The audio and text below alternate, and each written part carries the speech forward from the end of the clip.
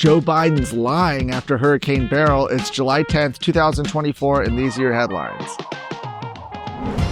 Lieutenant Governor Dan Patrick is pushing back against President Joe Biden's claims that he couldn't contact Texas leadership regarding federal disaster aid after Hurricane Beryl this week.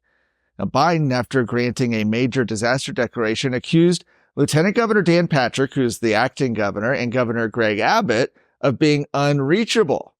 Biden claimed he tried contacting both Abbott, who was out of the country on his tour of Asia right now, and Patrick, but only succeeded after a call to Patrick the previous afternoon.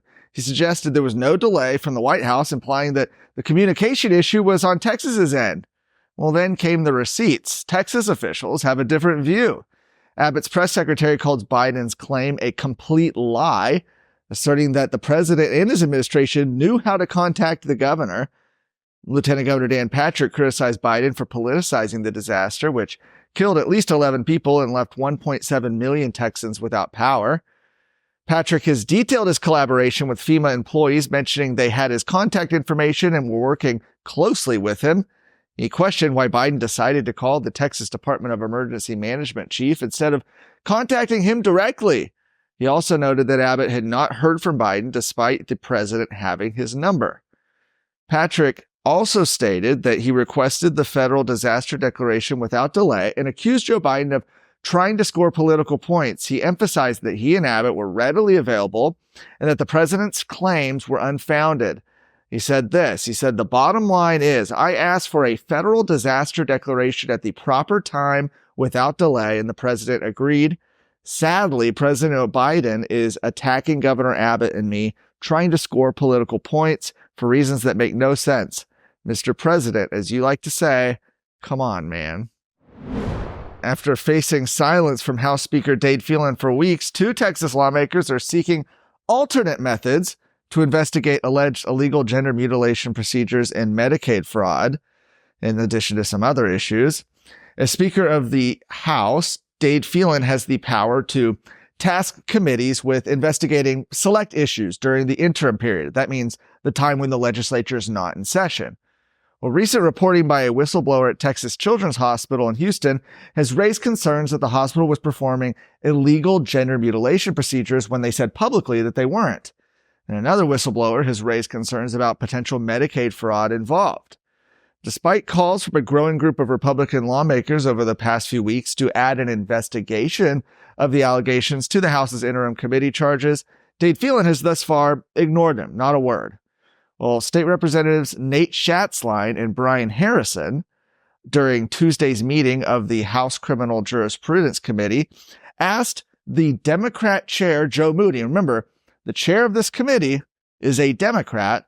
They asked him if there was any possibility of discussing future legislation in regards to the crimes that had taken place. However, Moody explained he would have to look at the committee rules to see if the charges they were asking for could be added.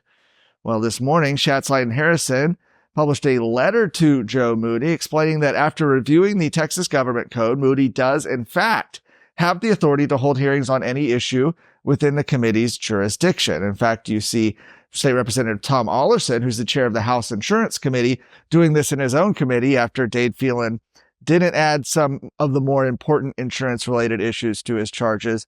Maybe because Tom Ollerson is running for speaker. Might have something to do with that, right? Well, now they are asking him to issue interim charges on border security, potential child abuse and fraud at Texas Children's Hospital, and President Joe Biden's lawfare against those whistleblowers. Are you worried about your kid's future? You should be. I'm Charles Blaine with Texas Tomorrow.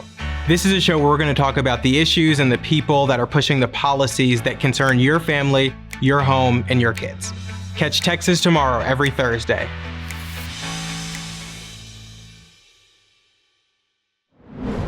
Senator Ted Cruz's No Tax on Tips Act seeking to amend the Internal Revenue Code by exempting cash tips from federal income tax. The latest development, Representatives Byron Donalds and Derek Van Orden have introduced companion legislation in the U.S. House.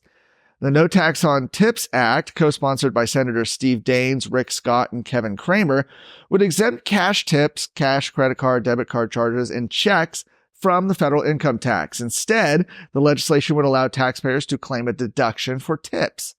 Well, according to the IRS, tips include cash and non-cash items of value. If an employee receives tips totaling more than $20 in 1 month, the tips are treated as income and they're taxable. The proposed legislation comes at a time when Donald Trump, who wants to make tips non-taxable, has been encouraging voters to write no tax on tips on restaurant receipts, along with a Trump 2024 message. He's also signaled that he would prioritize additional tax cuts in a new administration if elected. In the meantime, Cruz has called on the House and the Senate to expeditiously pass his legislation. For more of today's stories, go to TexasScorecard.com.